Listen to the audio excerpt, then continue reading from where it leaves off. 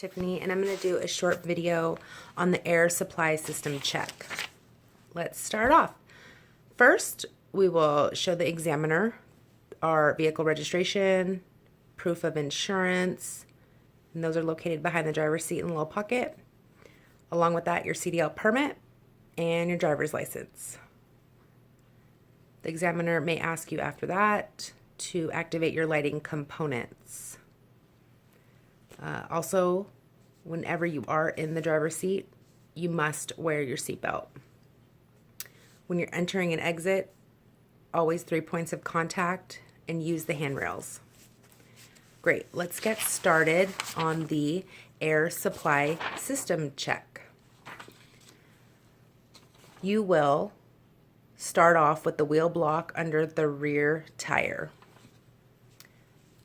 After you put the wheel block under the rear tire, you will verbalize to the examiner that the air supply system check will be started, and the air pressure needs to be at 90 psi to visually see the needle move up to the governor cutoff at approximately 120 to 140 psi.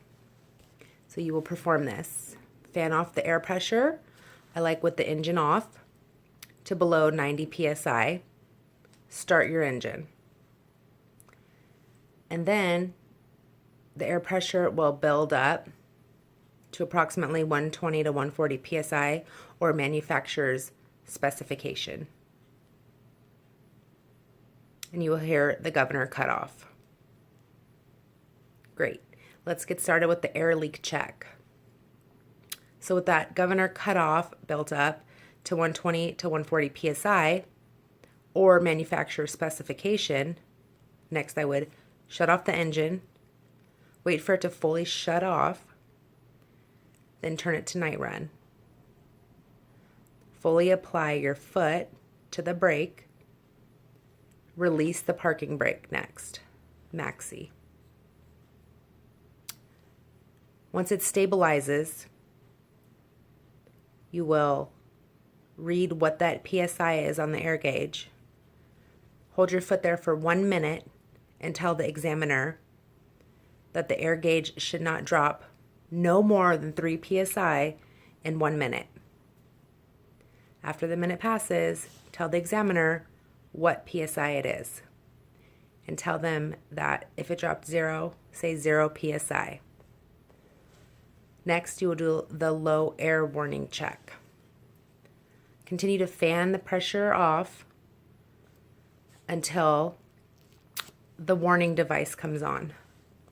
There'll be either a low air warning buzzer, light, or flag, and that should activate at 60 psi or above.